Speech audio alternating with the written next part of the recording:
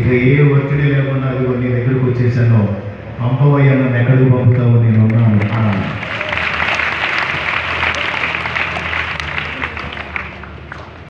అలాంటి వాళ్ళ కోసం చూస్తున్నాడు యేసయ్య. యేసయ్యని రేపొద్దు యేసయ్యను వాడుకునే వాళ్ళ కోసం కాదు, యేసయ్య కోసం కొవ్వొత్తిలా కరిగిపోయేటువంటి నీతిమంతుల కోసం చూస్తున్నాడు నా తండ్రి. హల్లెలూయా, హల్లెలూయా. కాబట్టి ప్రభు పిలుపు అందిందా నీకు? పరిగెత్తు అన్నా. దేవుడు నాతో మాట్లాడున్నాడు ఆల్రెడీ. ఇప్పుడు నీ ద్వారా కూడా మళ్ళీ నన్ను హెచ్చరించాడు అంటే రేపు సేవకుల సెమినార్కి సిద్ధపడాలి నువ్వు. దేవుడు నేర్పబోయే విషయాలన్నింటినీ నేర్చుకొని దేవుని సైనికులలో నువ్వు కూడా చేరాలి తమ్ముడు, చేరాలి చెందిన పొలమును చూచి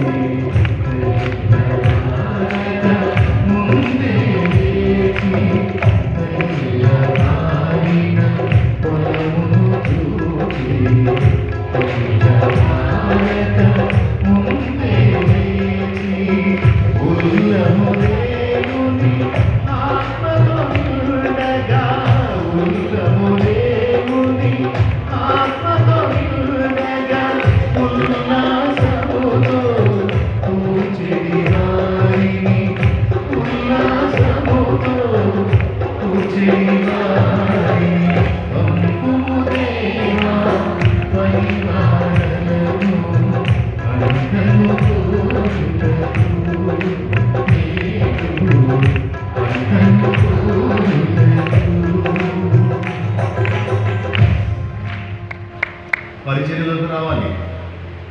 కొంతమంది యవనస్తులైన ఆడపిల్లలు పెళ్లి చేసుకుని అత్తగారు వెళ్ళిపోయారు, వాళ్ళ సీట్లు ఖాళీ అయినాయి. నువ్వు రావాలి పరిచర్యలోకి. ఎన్నో రకాల పరిచర్యలు ఉన్నాయి.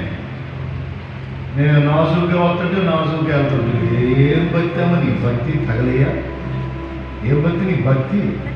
కనీసం నలుగురు కూర్చోబెట్టి వచ్చిన ప్రార్థన బృందం నడపవు, కనీసం 4 ఇళ్ళకి వెళ్ళి సువార్త చెప్పవు, కనీసం నలుగురికి సత్యదర్శనాలు పంచవు, కనీసం దేవుని మందిరంలోకి వచ్చి పరిచర్య చేయవు. ఏం భక్తి అమ్మా నీ భక్తి? ఏం భక్తయ్యా? ఆయన అన్నీ వేస్తారా? ఏమయ్యా ఆయన పని చేస్తే నేను వదిలిపెడతాను ఒక ఆయన నీకెవడు? అది భూలోక యజమానుడి దగ్గర పని చేస్తేనే నెలకి కంచెలు కొట్టినట్టు జీవితం ఇస్తుంటే మనిషి జీవం గల దేవుడే. మీరు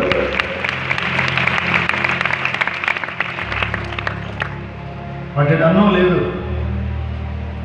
పట్టెడు అన్నం లేదు, మోకలు పెట్టాడు. ఒకరోజు అవి కూడా లేకుండా చేశాడు. అసలు ఈడేం చేస్తాడు? ఏం చేస్తాడు? నీకే స్తోత్రాన్ని కూర్చున్నా. ఆహా దొరికింది రా, ఒక ఛాన్స్ ఇవ్వాలి, ఫస్ట్ ఉండే ఛాన్స్ దొరికింది దేవుని సేవలో. ఈరోజు ఇంట్లోకి లేవు, నా దగ్గర లేవు, జేబులో కూడా ఏం లేవు, స్తోత్రం అనుకున్నా. సనగరా కొనగరా పోయి మందిరంలో అడ్డపడ్డా. స్తోత్రం ప్రభా, హల్లెలూయా. నా సాక్ష్య జీవితంలో కూడా నీ సేవలో ఒకరోజు ఫస్ట్ ఉండే ఛాన్స్ వచ్చింది, నీకు వందనాలు అనుకున్నా. అది కూడా దక్కనిలా నాకు, అది కూడా దక్కనిలా. అప్పుడే వచ్చాడు ఒక తమ్ముడు, కొత్తగా తెచ్చిపోతున్నాడు. అన్న పోదాం